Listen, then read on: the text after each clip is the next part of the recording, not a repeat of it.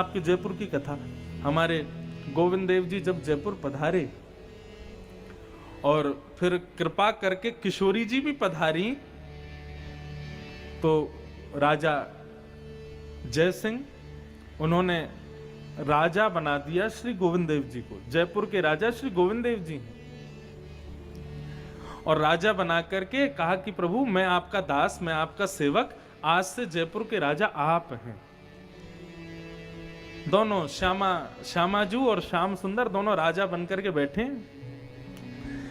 लेकिन एक दिन श्याम सुंदर रात्रि में किशोरी जी से बोले, गोविंद देव जी किशोरी जी से बोले कि यहाँ तो राजा बना के हमको बैठा दिया है, सिर पर जो है बढ़िया मुकुट धारण करा दिया है, और राजा ने अपने ही महल में ला करके हमको विराजमान कर दिया है, लेकिन हमारा मन तो चोरी करवे को हेरो है। किशोरी जी बोल गई, राजा बन गए हो, फिर वो चोरी करवे की तुम्हारी आदत जा नहीं रही है। ठाकुर जी बोले, राजा बन गए, स्वभाव थोड़ी राजा बना है, हमारा स्वभाव तो वही है।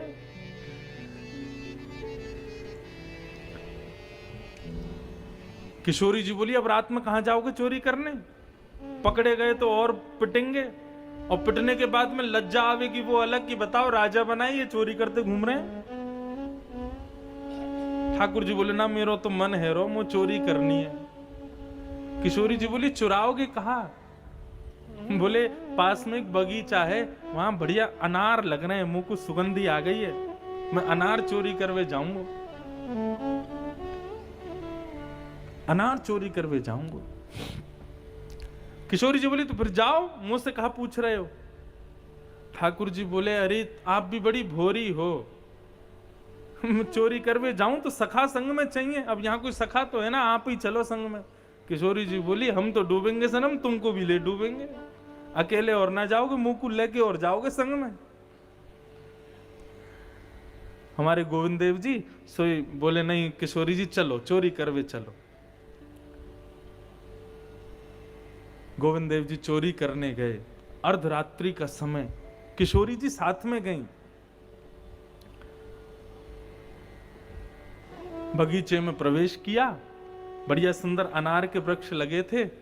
जैसे ही चुराने लगे, अब तो महाराज वहां पे जो माली था, जो बगीचे की रखवाली करता था, वो बीच बीच में उठ करके डंडा घुमाता था कि कोई आवे नहीं, कोई चोर ना आ जाए।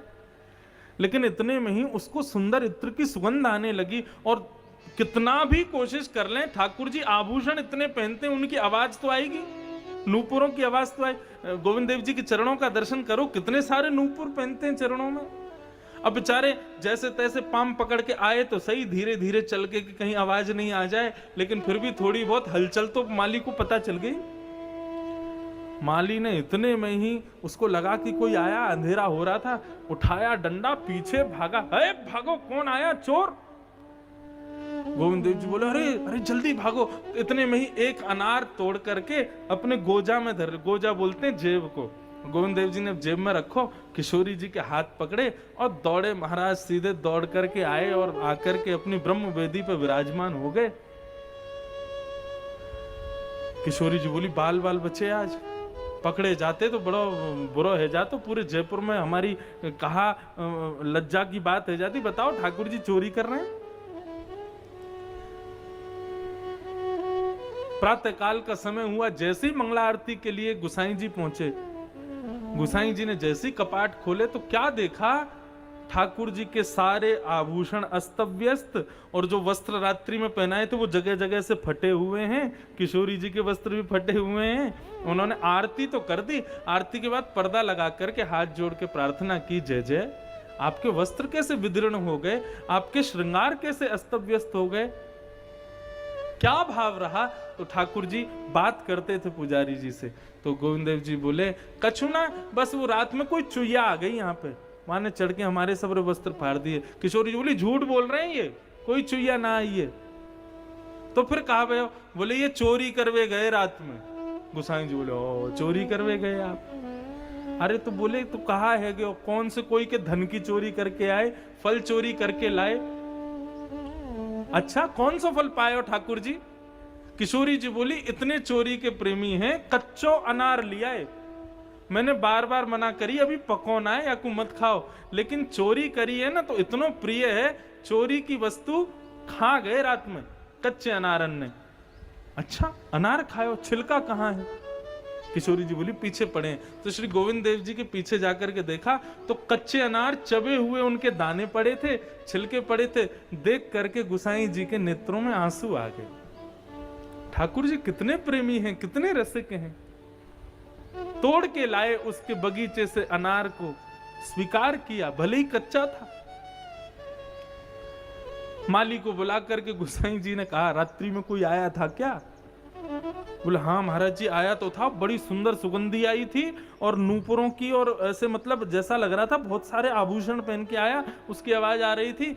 गुसाई जी ने उसको हृदय से लगाया। बोले तू बड़भागी है भैया, तेरे द्वार तेरे बगीचा में कोई और नहीं आया, साक्षात गोविंद देव जी रात्रि में पधारे। माली इतना रोया, इतना रोया। बोले बड़भागी तो हूं कि मेरे बगीचे में ठाकुर जी आए, लेकिन दुर्भाग्य मेरा कि दुनिया माला पहनाने के लिए दौड़ती, मैं डंडा लेके भागा पीछे। गुसाई जी ने समझाया, बोले चिंता क्यों करता है, डंडा लेके या तो यशोदा भागी थी या तू भागा है। ये तुझ पर कृपा है श्याम सुंदर की। कुम्मन दास जी का पद है, बहुत अच्छा पद है। तू है सखी बड़ भाग बड़ी, नंदलाल तेरे घर आवत है। तू है सखी बड़ भाग बड़ी, नंदलाल तेरे घर आवत है। ये पद मेरा बार बार गाने का मन होता है जब कोई अपने घर ले जाता है ना, और घर पे ले जा करके कई, अच्छा देखो लोगों की स्थिति, हम सब जगह जाते हैं जो भी बुलावे, लेकिन लोग कितने पानी में हैं ये उनके पहले घर में प्रवेश करते ही पता चल जाता है। क्यों? अगर उसने घुसते ही ये बोला ये मेरा बेटा, ये मेरी बेटी, ये मेरी पत्नी, ये मेरी माँ, ये मेरे पिताजी, ये मेरे सब, समझ जाओ कि ऐसा ही है, संसारी है। लेकिन घर में प्रवेश करते ही कहे महाराज जी ये मेरे ठाकुर जी हैं, ये मेरे श्याम सुंदर हैं, ये मेरे लाल जी हैं, घर में प्रवेश करते उनको दिखावे, समझ जाना वैष्णव है। ये वैष्णव का लक्षण है। वो घर में आए हुए संतों को, अतिथियों को किसी से नहीं मिलवाता, सबसे पहले अपने ठाकुर जी से मिलवाता है। और जब कोई अपने ठाकुर जी से मिलवाता है ना, तब मन में यही भाव कुम्मन दास जी का आता है, तू है सखी बड़ भाग बड़ी, नंदलाल तेरे